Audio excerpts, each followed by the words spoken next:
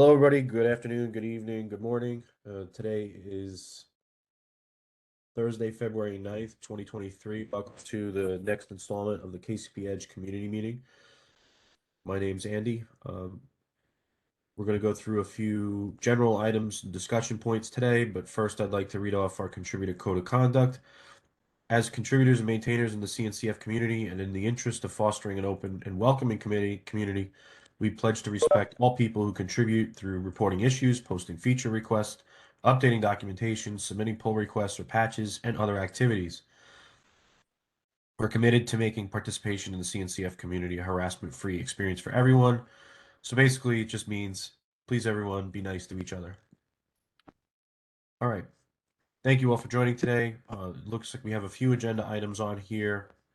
Mike has just added one or two. All right. So wanted to go over really quickly with all of you. There's been some updates this week. We've got quite a few events that we're tracking for 2023 to participate in, and we've also started doing some awareness in the community about what it is we're working on, what we've worked on in the past, and trying to publish on that. So insofar as we've created a blog series, which is and its own dedicated medium category. I'll go ahead and drop the link in here. Take a look at it. I'll share also. Andy, since this is substantive content, can you add it to the agenda, including the links? Yeah, I can put the links in there as well. No problem. All right. Just looking for my Safari here, which I don't see. There it is. Okay. So we started up a medium area where we can house a lot of the blogging and information and awareness that we're building today. One in particular of these subcategories is KCP. I went ahead and built and published a blog entry earlier this week, and it's more or less a masthead, and it'll serve as a link and a router to other communications and documents and blog entries we'll be posting. Just to refer real quickly, you'll see things like these references show up inside this blog over the course of time. And the idea here, and something that Franco just put together, and we have I believe June Dwan and Kevin Roche that are also in the process of writing some blog entry information on OpenAI and on Argo CD scalability. So we're looking for the community to post more and more of these as time goes on. Realize a lot of the awareness that we have is only going to come if we put things out there in the ether. So stay tuned for more on that. I'll go ahead and I'll add that entry to the issue now. Okay, and so far as our upcoming events, we are responding to a CFP for the IEEE Edge Computing series that is taking place, I believe, in early May. We're also going to be contributing to GitOpsCon. June Dwan has been kind enough to respond to a CFP for that. We're waiting for approvals. We have our eyes on PlatformCon and KubeCon. CFPs for KubeCon have not been announced yet, and we're still trying to figure out if there's any there for PlatformCon that we can work on. So I'll add those events in here too. Okay, that's all I had today for information and upcoming events. Any questions?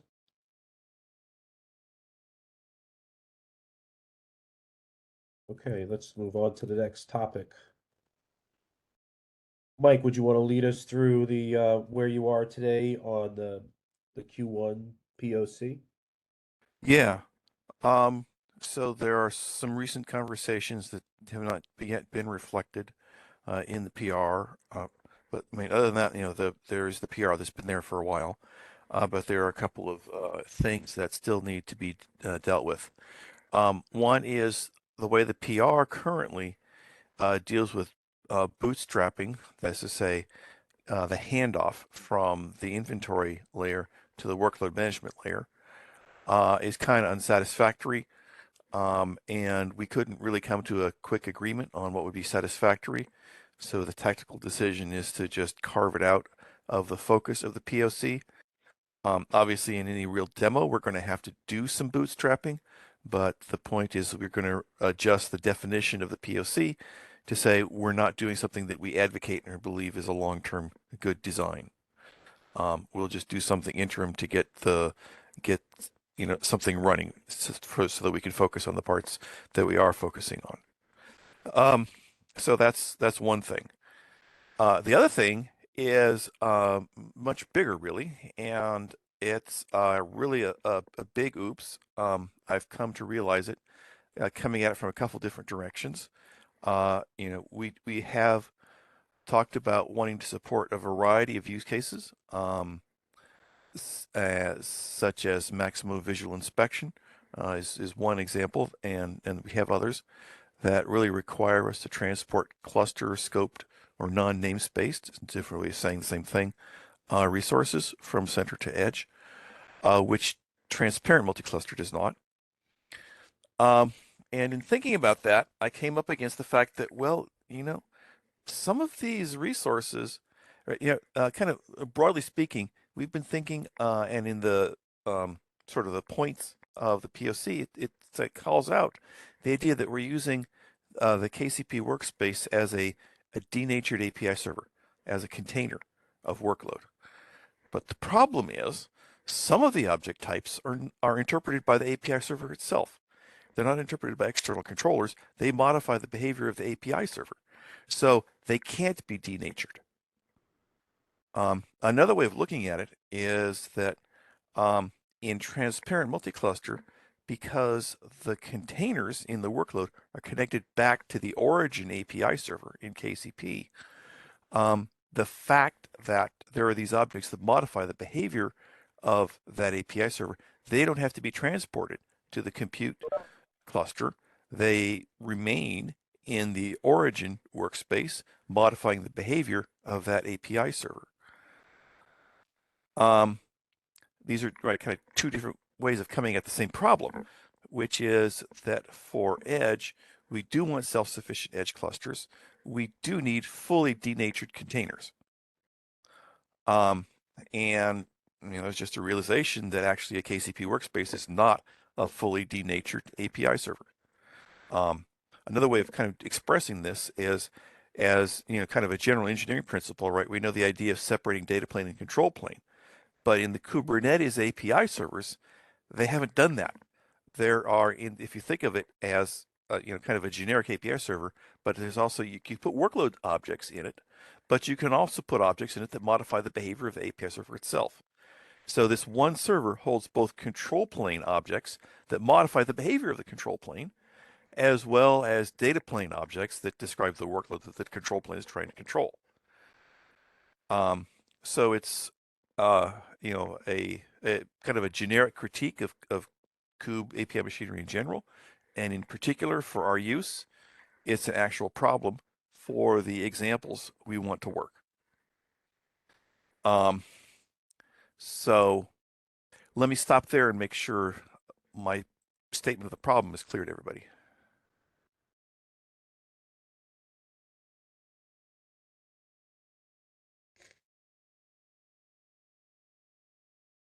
I'm not hearing anything here. I would say with no comment back, I would think maybe not.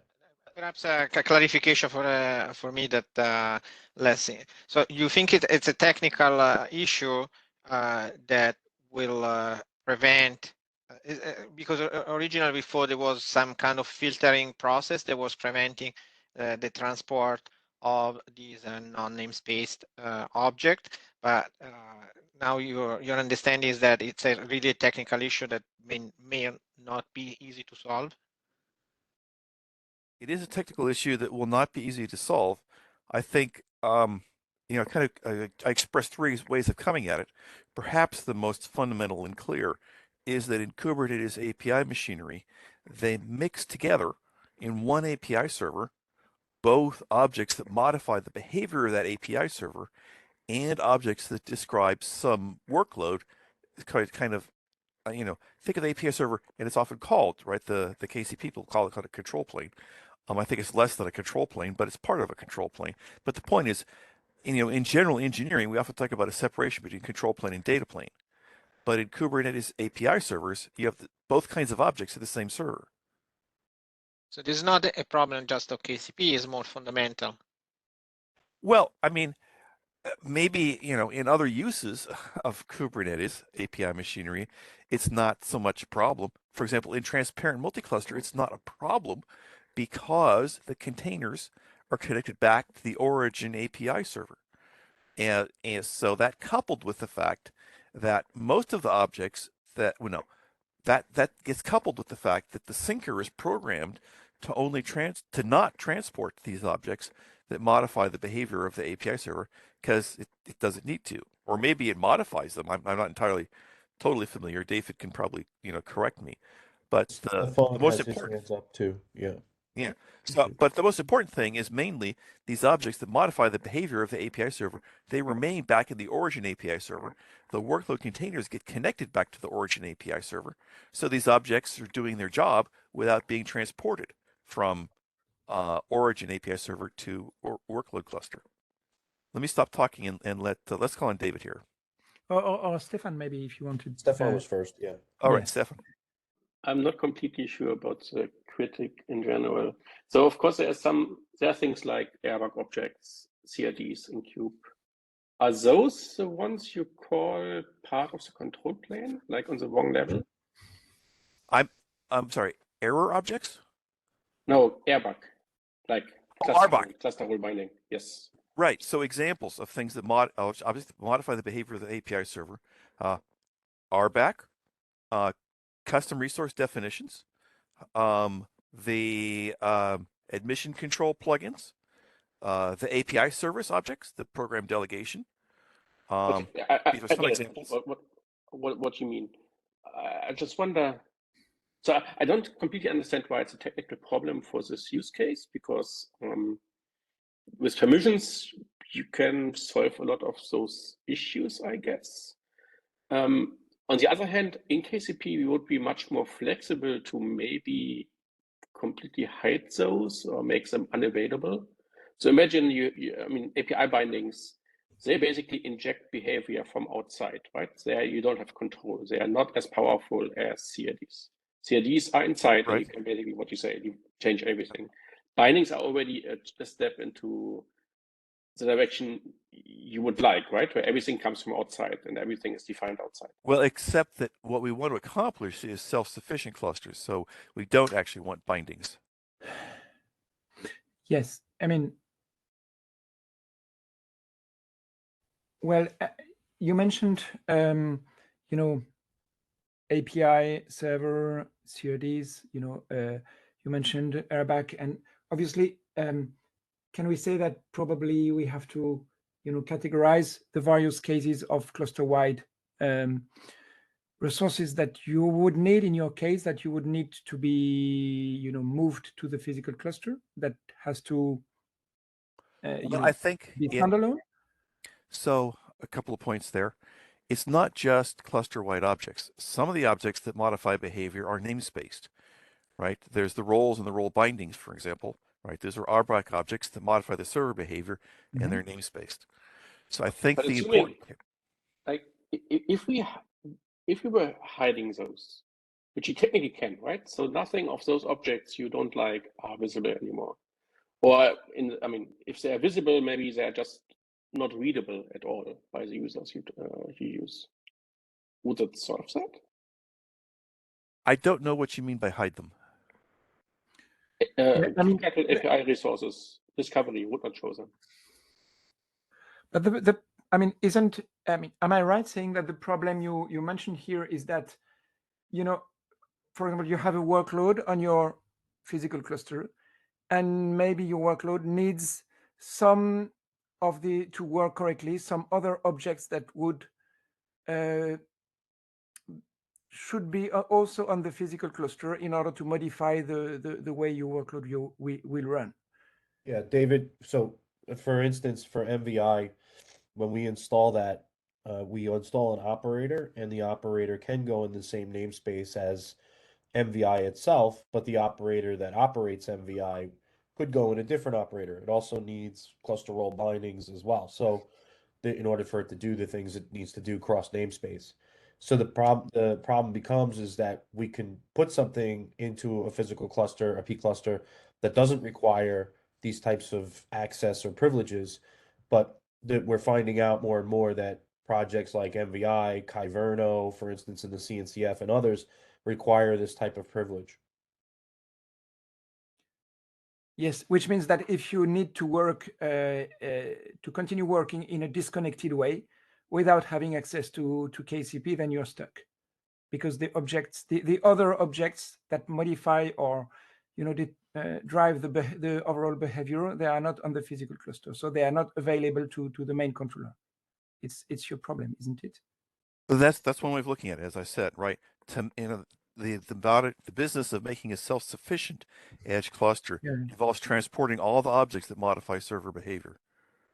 So mainly, does it mean that if we would go on the edge edge MC side, if we would go with the idea that we don't point back workloads to KCP, that was what we discussed, then that seems to mean that we have to also sync. I'm not saying that we should do that, but that you have to sync all the other objects, be they namespaced or cluster wide, that are required by this workload mainly. Right. Yes, that's one way of looking at it. And by the way, right, to be clear here, we don't know what the workload is. We don't know what has to be transported, right? This all has to be programmed by users of Edge, right? We can't decide all this stuff at development time. It has to be, in some sense, programmable through API objects.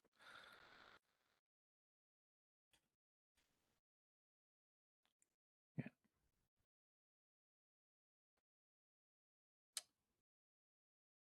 By the way, I mean, purely technically, syncing a cluster-wide object is something that is not impossible. It's already, partly implemented for a very small subset of resources like PVs in the context of, storage move. So indeed, it's not impossible. The challenge here really is having a programmable solution for it, so that for a given workload, the admins that are saying, I want this workload to run self-sufficient at the edge, can program what gets transported. And really, there's one of the ways of looking at this is there's a conflict. If we say that the KCP workspace is a container for workload, right? The problem is it's not a fully denatured container. We put stuff in. There's some kinds of objects, right?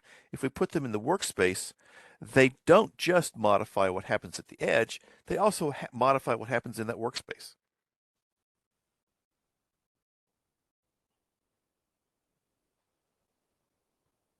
Which one could change? Maybe all the ones that modify server behavior, right? We just talked about that, right? The RBAC, the CRDs themselves, the the plugins for admission control, the APF objects, which are not in KCP yet, but hopefully will be someday. I haven't tried to compile a complete list, but you get the idea. Everything that's interpreted by the server has this property. If we put it in a workspace, it modifies the behavior of that workspace. It's not just a dummy container for something to go to the edge. But Mike, imagine, so we have bindings in KCP, right? And we use them for pretty core low-level functionality. Like everything which is not in APIs, KCP IO is basically a binding. There are some resources which are from Kube, right? CRDs, all the airbag objects, API service doesn't exist, I think. But basically those. If we thought of them as yet another binding, so imagine you could create a workspace which is completely empty, or maybe it just has bindings, nothing else, not even config maps, no secrets, no CRDs. And you would need another step, like another binding to even get those. This would solve your problem, because I think then you can import a different kind. So it takes the example of CRDs. You would add a binding to something which looks like a CRD but doesn't have behavior. That's what you want, right? If you want a container only without behavior, without the controllers behind, that would give it. Well, what I want, what we're trying to do, I think, is that the reason that we liked the idea of a denatured API server as the container is that for all the stuff that's been shifted left, if you know the term shift left, right? There, people have got a lot of stuff that's clients of API servers that is about developing and delivering objects into API servers, right? And the idea for Edge is all that just works if we can use the API server as a denatured container, let the stuff on the left deliver it into the API server, and then Edge MC deliver it to the edge where it runs in a self-sufficient way. So the problem here, part of the problem is, in order to pursue that program, all the stuff that's been shifted left needs to deal with exactly the regular API. It needs to deal exactly with real custom resource definitions, real RBAC objects, and so on. I'm not sure I can follow. I mean, you want the behavior from the physical cluster. Or I'm not sure.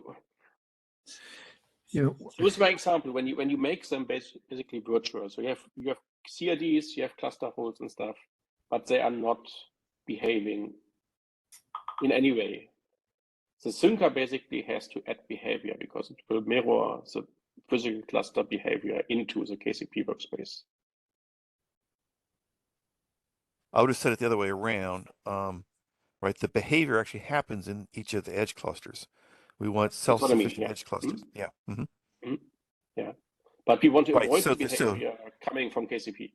Right. We want no behavioral consequence in the KCP workspace of the RBAC objects, of the CRDs, and so on. Yes. Yes. And I think, technically this could be done. So basically you would get a universal workspace, which is even emptier than a normal workspace. Like there's really just bindings. A void workspace. You say kubectl, say again?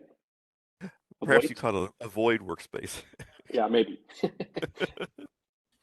Yes, but how does it solve the fact that as soon as, even through bindings, you add those? Oh, okay, the fact that through bindings you add those objects, even if they have, the same API group name. It's a different identity, basically.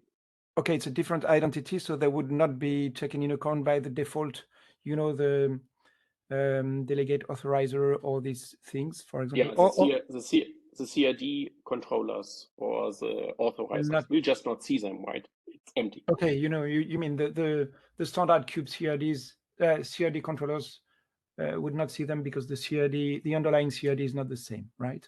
Yeah. Yes, that makes sense. Well, actually, you're touching on another part of the problem, right? If you take these objects, which normally modify server behavior, and you make them not modify server behavior, that begs a couple of questions. We do still need server behavior. It does still need to be controllable somehow. And CRDs in particular make it possible to create the CRs. If you denature the CRDs, how do you make the corresponding CRs? That's true. If you want CRs, you need the CRD, so you have behavior. Right. So one part of the answer may be that in some sense, the behavior is innocuous or desired. So even though the main goal is to get the behavior in the edge, it's either a don't care or a positive do want. We also do in some cases want the behavior in the center, right? So in the example of CRDs, we do want the ability to create the CRs in the center as well as at the edge. Yeah, but the thing is that, does it make sense to say that part of the problem is that you cannot have typically both in a workspace, both a CRD added manually and an API binding, resulting in the same API group, API resource? I haven't noticed that as a problem. As I said, since we want self-sufficient edge clusters, in the edge clusters, we don't want API bindings because they're all about introducing a dependency on something else. Yeah, but the binding is just in KCP. Yes, That's you don't basically see it the only anymore. type. If It's the only okay, resource you if can ignore.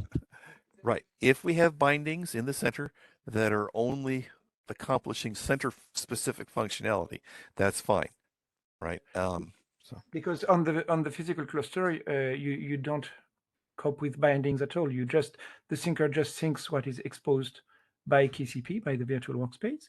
So I mean, as soon as it's on the physical cluster, there's no more question about bindings. If you brought downstream the right objects with the right API resources, maybe I'm misunderstanding something, but bindings are yeah, only to make them available on the KCP side without having the standard kube behavior triggered. Am I right? yeah, I'm not quite sure what you're saying.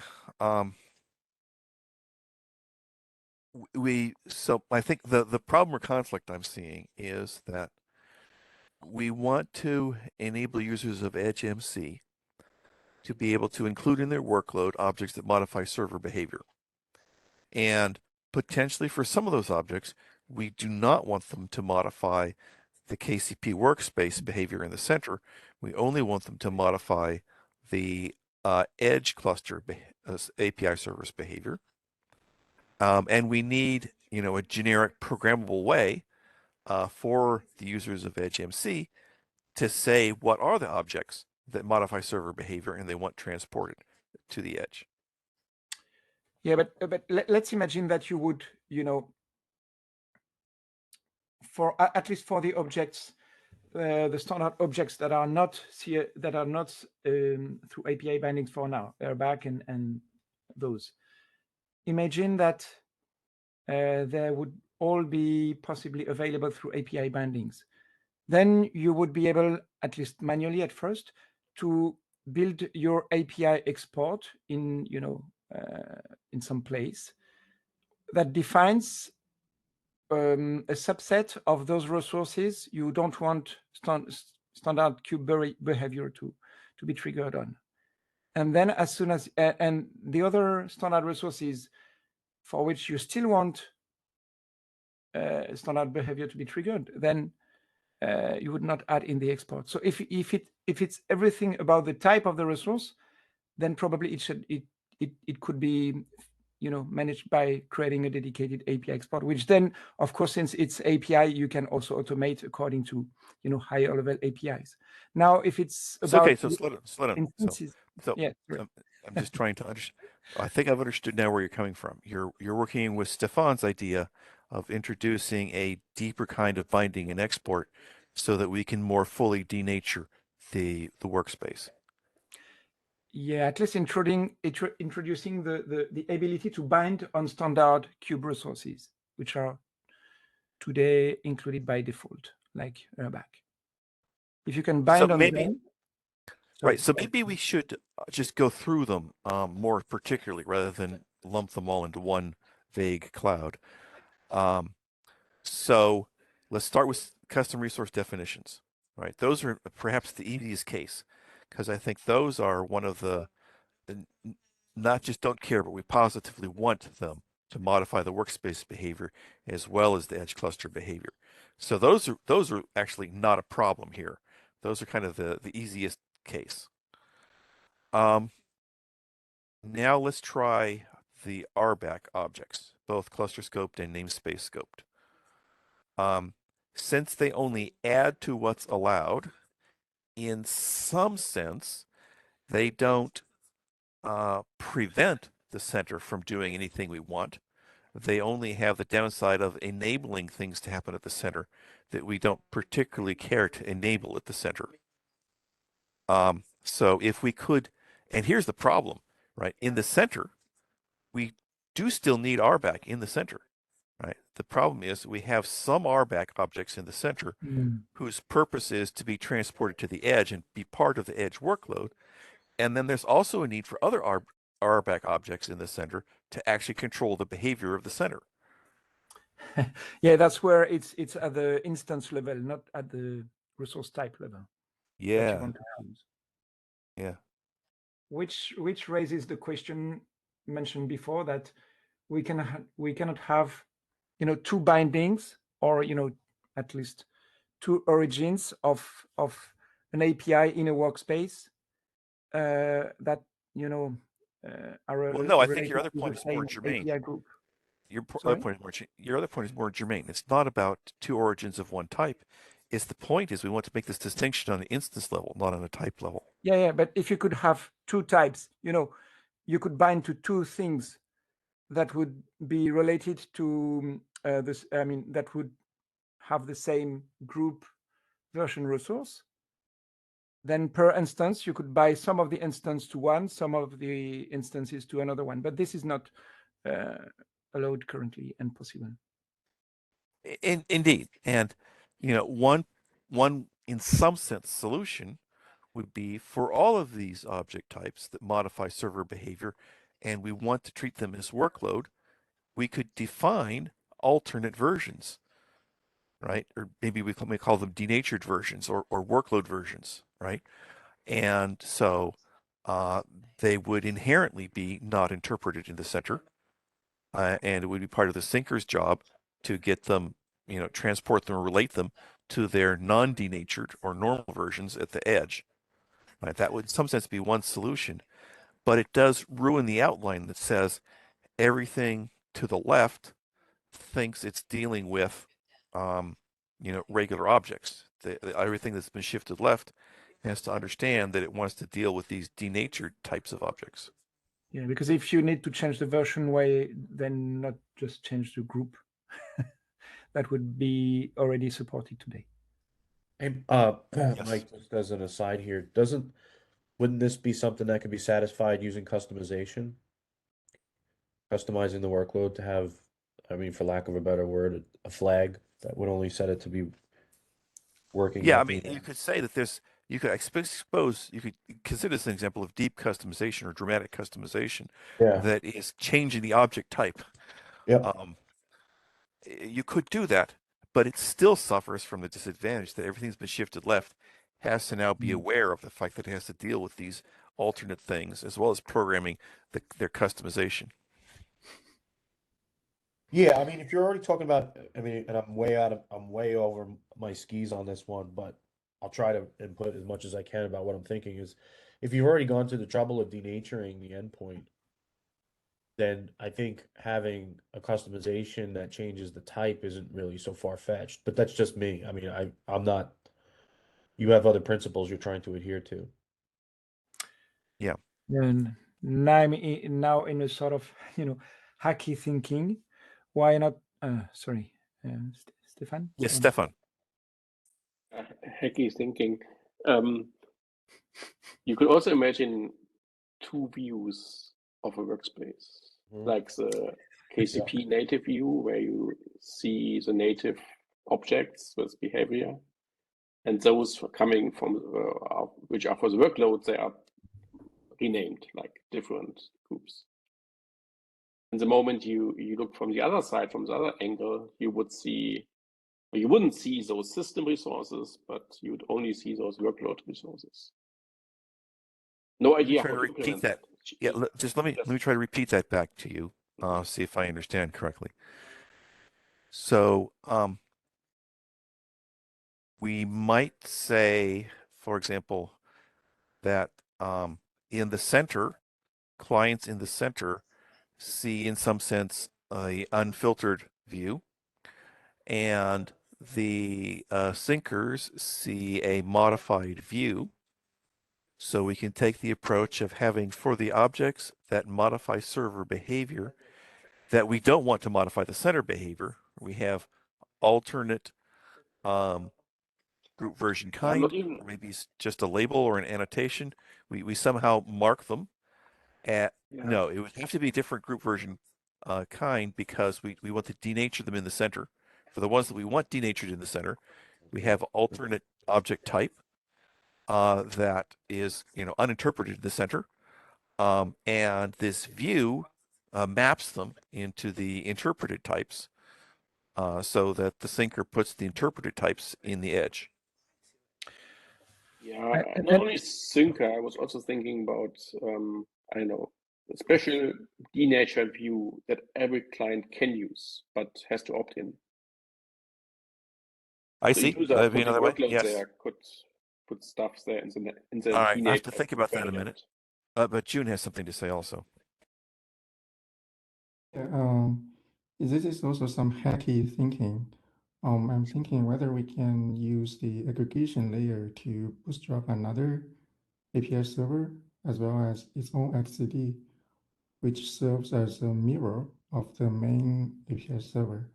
And for each of our workspace, we have a shadow mirror in that aggregated API server, which is dedicated to store the objects which needs to be denatured in the center. So those mirror API server's behavior, we don't care about it. So just let the whatever RBAC or whatever object to modify that behavior, but we don't care. I have a couple of So- concerns about that. First off, remember we have, for some kinds of objects, we need to make the distinction on the instance level rather than the type level.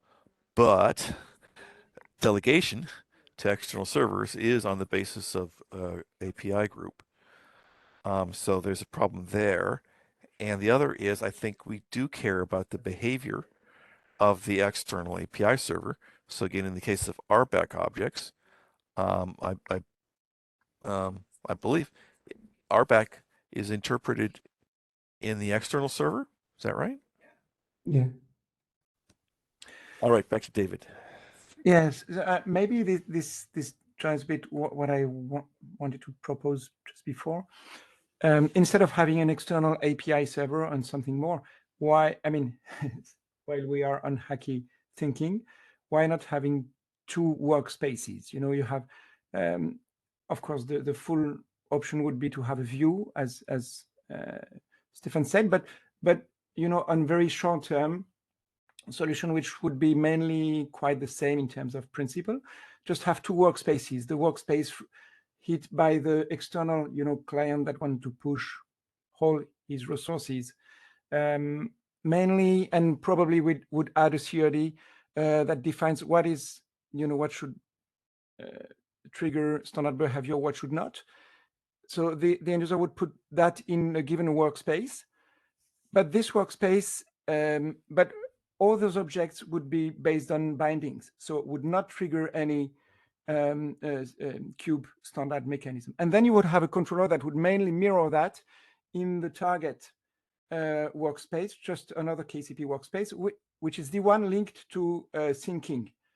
And when your controller would do that, it would take in account the policy about standard behaviors, the dedicated object, and then it would also create the API export that corresponds to that, but rename the group of some of the instances in order to mirror them in the second workspace according to, either to the new group for those that should not trigger standard behavior, or to the old group for those that should trigger the standard behavior. And then from the second workspace, you could have just normal syncing of all those resources. Sorry for my English today; it's really horrible, but hopefully you understood what I mean. No, I'm not quite sure I follow you, and I haven't had time to think through what Stefan last said about this other way of using views. So I'm sorry I can't quite think as fast as people are talking. I'm going to just have to take it in latest comments first and get back to Stefan. So for David, I'm not quite sure I understand that how that solves the problem for RBAC objects, where you want on instance level to decide, whether it has behavior in the center or behavior in the edge. Well, the thing is that if if in the first workspace, even airbag objects would be defined by API bindings. Okay, that means that if the end user pushes his whole application, including airbag, into this workspace, it will not trigger anything. But okay, here, help me out here. Right, he we would do still also- need RBAC on that workspace. We do need RBAC behavior. We do need access control or authorization in that workspace. Yeah, I mean, that would not be the target workspace. The target workspace should be the one where those objects are finally mirrored, automatically by a controller from your side. But And in in both this case, workspaces, we need to control authorization, and that's done with RBAC objects. well, it also depends on the use case. But No, I mean, it in general, right? Just the way the API machinery works, right? We don't want to just open access to either workspace. We need to control authorization in both workspaces. yeah, but my.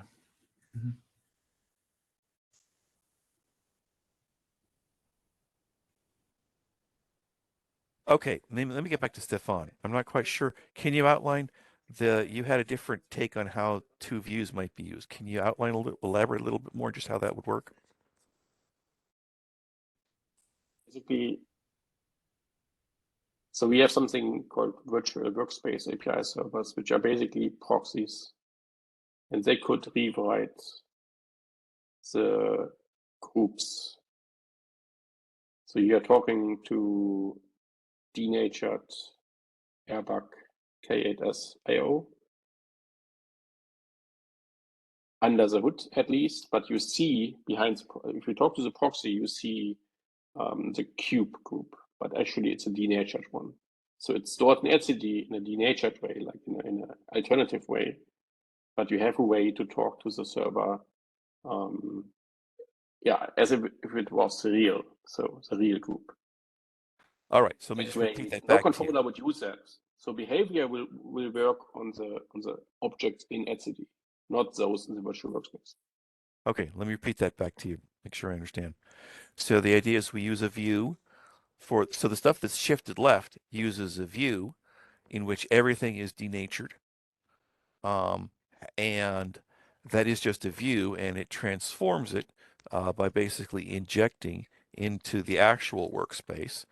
For the cases of things that modify server behavior, it would, so that this so-called denatured view would have objects, the regular object types that modify server behavior.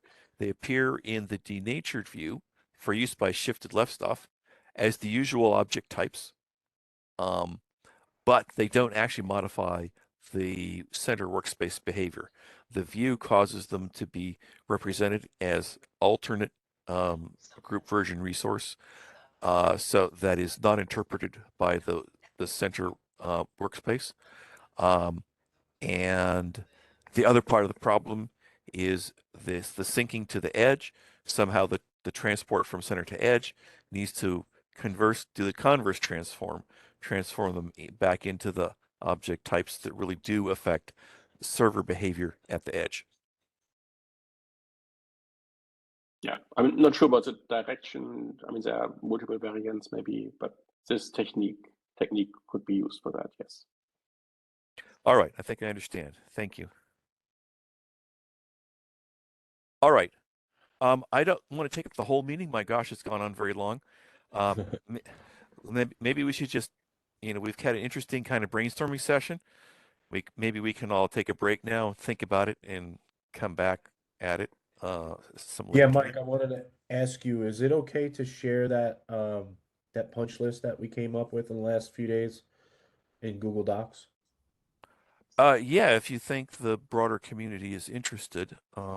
Yeah, I mean, if someone else wants to contribute, that would be great. Yes. But, Okay. we kind of just talked about kind of a big revision that we haven't fully finished fleshing out, right? So there's I'm some not looking serious to get bashing. into, yeah, this is kind of cart before the horse thing, but I just Yeah. wanted to make everybody aware of this is what we're working on so that it's recorded. Okay. And Sure. the second thing is Vivek is going to give us an overview of the next item on the agenda, predictive maintenance using ML ops. So he's got some questions for us. So I just want to do a quick 1 minute, make everybody aware of this, flash it, and then we'll get back. Let's see if I can show it. Okay. So, to those of you on the call that have not been so far involved in it, we have a POC and that was some of the discussion. Well, that was all the discussion that Mike was talking about and the specifics for delivering workloads that need higher privileges than what we are accustomed to seeing from when we deliver a workload using the syncer. But this is the larger umbrella project that we're working on. This is the proof of concept that will show off on March 30th. We're going to try and do the proof of concept in the open, which will be a first for us. We've done these behind closed doors in the past. And so this is essentially some of the parts that have been, this is most of the parts that have been identified so far as what we want to accomplish. So I'm going to go ahead and share this out if I have the rights to KCP Dev. If anybody's looking, for some things to contribute on, we'd love to have some cross-pollination from KCP and from anybody else that's on the call. I'll take it up offline with David, Stefan, and Andy to see if they want to circulate this internally with the KCP team. Okay. All right, Vivek, you're up next. Hello. Can you hear me? Yes, we can. Okay. Hi everyone. And good morning to the community. And I'm Vivek. I'm from Stuttgart, Germany. So I'm like a master's pursuing student. And yeah, with the help of Christoph Glockner, I'm reaching out here in this community. So my whole idea is right now I pursue a research project based on the predictive maintenance. And the whole focus is to implement the MLOps perspective. And in Stuttgart, I work with Mercedes and collaborate with this project with the university as well. And this is going to be like a open project with the university. And right now, I have the whole Kubernetes infrastructure, and I also deal with data orchestration layers with different softwares like Airflow. And then I'm also trying to get the modeling ML models tracking server. So right now I deal with the predictive maintenance use case, and I'm just reaching out here to see what kind of a ML modeling strategy I can reach out here. So that is my main focus point as well. But from the infrastructure, I've got everything ready. So, and if someone has insights on the ML modeling process, that would be really helpful. Yeah, if I can give some background color on this, I was someone had reached out internally at IBM to see if there was anything that we were doing in terms of projects centered around, working on connecting with edge devices and edge locations, having to do specifically with things like, robots that are operating at the edge or manufacturing equipment, Industry 4.0. And I said, there might be a possibility of some overlap, not necessarily in the AI ML space, but in the distribution of the modeling, somewhat similar to what we've done for MVI. So I wanted to get Christoph sent Vivek over to have a look at our community and to introduce himself. And we think it might be interesting to pursue a little bit further. So I wanted him to introduce what he's working on, and I'll be so Vivek, what I was going to do is I wanted to work with you. I'm glad you came to the meeting. Thank you. Mhm. I Yep. wanted to see I could work a little bit with you offline to Mhm. take some time to educate you on what it is we're working on and see how that might dovetail with your project. Yep, definitely. That helps a lot. Thank So you. as a top level response, I think I would say, this intensifies a question that began with our first attempts to work with MVI, which is, how to transport models between center and edge. They're too big to be handled as Kube API objects. So we need a different sort of framework. And in fact, I think for model transport, we shouldn't even be trying to invent. There's already a lot of precedent out there, right? We should be looking at how to work with existing interfaces, maybe have some alternate implementations, but there's a lot of existing technology for producing and consuming models, right? Let's think about what interfaces they use and how to, seamlessly make it work for edge appropriate transport. So that means, for example, tolerating lengthy disconnection. So we need implementations based on store and forward, not online TCP connections. Yeah. And some of that also is some of the work that we've been investigating with the Rendezvous project on the side. There are some I think there's some of the information here can be interleaved with that, but not necessarily. So, but yes, I agree with you. I think at the moment we can use interfaces instead of trying to reinvent the wheel ourselves. All right. Thank you for joining us, Vivek. Looking forward to work with you more. Yep. Thank you very much as well. Okay. Back to the agenda really quick. We have 5 minutes left. Mike, you had something on there about agenda and meeting cancellation discipline. I think we had thought about this or discussed it, that we would work on looking to form the agenda prior to starting the recording, much the same as other communities do. And then if we don't have anything to talk about, then we can go ahead and cancel the meeting. Did I capture that and repeat it correctly? Well, the except for the assertion that like other communities, because in fact in other communities they do a discipline, for example, that says, oh well, agenda items have to be posted at least 24 hours or 48 or whatever before the meeting. In the main KCP project, it looks like the agenda is open until into the meeting. So I think we should just explicitly set the expectations here of how long is the agenda open, and at what point do we say we're going to cancel the meeting or close the meeting due to lack of agenda. So I think the initial stake in the ground is, since we're operating in the KCP Melu and we are very new, young, that it probably is appropriate to do like the rest of the KCP team is, which is keep the agenda open into the start of the meeting. But we should just be explicit about it, is all I was saying.